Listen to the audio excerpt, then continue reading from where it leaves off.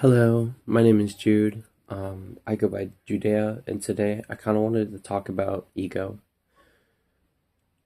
It's kind of a hard concept to really talk about, not because it's hard to materialize, but more like it's hard to describe. Everybody kind of feels it, like in the same way of empathy. In my last video, I talked about empathy. I talked about how it's something you kind of have to experience to understand, to relate to. Whereas ego is something everybody feels almost constantly, but is hard to really describe because of that. Ego, in its rough definition, means almost as like a sense of self, as we were talking about, but it also means where you have your primal ego named id and your social ego named your superego. And to an extent, I would agree, but don't exactly think that's what it means. Your id or your primal is described as more of like, I feel hungry, so then give me food now. Or I feel sleepy, so give me sleep. I feel bored, let's play a game. But something closer to like super ego would be like, yeah, I'm hungry, but I'll hold off until we leave this meeting. Or yeah, I'm tired, but I still have to do chores and I have 4 more hours of work and I have a 1 hour commute home and I have to text my parents and all that stuff. Or when I feel bored, I need to listen to this girl speak because if I don't, then our relationship won't go anywhere. And in a sense, that's ego, where you have, or your that's your social ego, um, to where you have more care towards how others feel or how the social situation is going, instead of your own inside or primal needs. That kind of goes along with empathy from my last video, where if you lack empathy or social awareness to any extent, you may struggle to make connections like these, or you may sway more towards personal needs or desires instead of outrospective needs or desires. Now, this can kind of swing in either way, where if you have too much social ego or too much primal ego, you kind of place your own wants, needs, and desires over others. Like you may be narcissistic, or you may be not the best person to hang around. Or if you have too less of an ego or not enough of an ego, you can really struggle to make connections or really struggle to pick up on what your wants, desires, or needs are until it's like, I'm anorexic or something like that.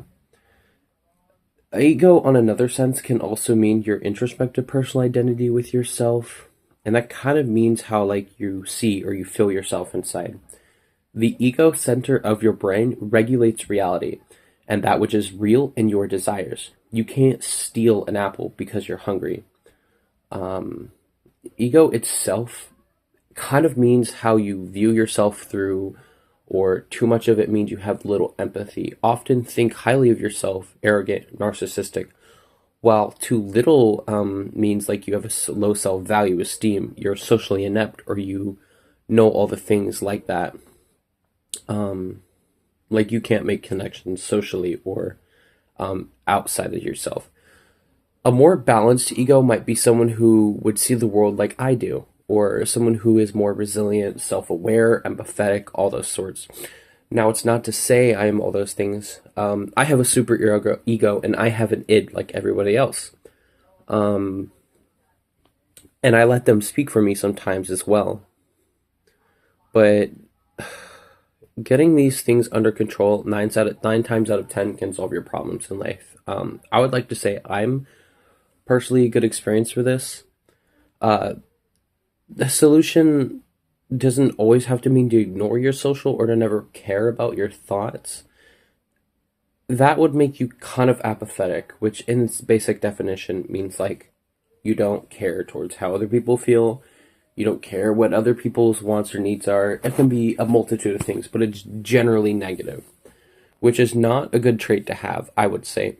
But caring too much can make you self-conscious and try to live up to your expectations that don't exist for other people. Your primal doesn't really need to be covered as much as it needs to be, as it's pretty straightforward, but it probably needs, it's worth saying that it makes up most of your needs. While social is primarily your outside ego of others, your outrospective look into how other people think or how other people view or how other people idealize and personalize themselves. I'm trying to think about it. Your Your social ego is your best guess of what everybody else is, without directly asking them. Sometimes it can be made up of things that they tell you, but it's not exactly that. If you want to have more of like a balanced ego, or you're like your social, I suggest trying calming exercises, medication, reading, journaling, or spending time with your thoughts. Meditation works too. I think I meant to say that, but I messed up. 15 minutes a day can kind of help you. It's helped me too, but those are generally the things you want to try. To balance your social, try talking to people more. A lot of people view the opposite gender hard to talk with, or kind of stereotype themselves in their head and try to find it really hard to connect with. It's kind of not exactly feeling shy, as not everybody else feels shy in the same sense. You can be an outgoing person, but still find it hard to talk to like women as a man, or men as a woman.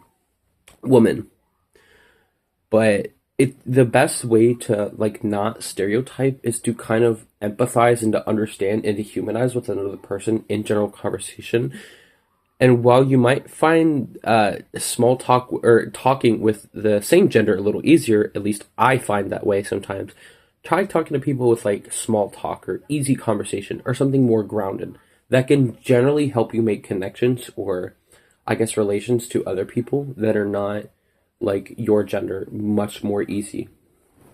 Obviously, don't go too far with this or too little, or it can drain you. But do what's comfortable to yourself and build yourself as a person. My last lesson is to say that if you ever feel pressured to feel something that you aren't, look into yourself, I guess, look into your ego and choose to feel what's right for you to make yourself or others or your outside social or inner or primal fulfilled. Until then, my lesson on ego is kind of just don't fear your ego. Don't be like, oh, I can't have this. Ego is bad for you, because it's not.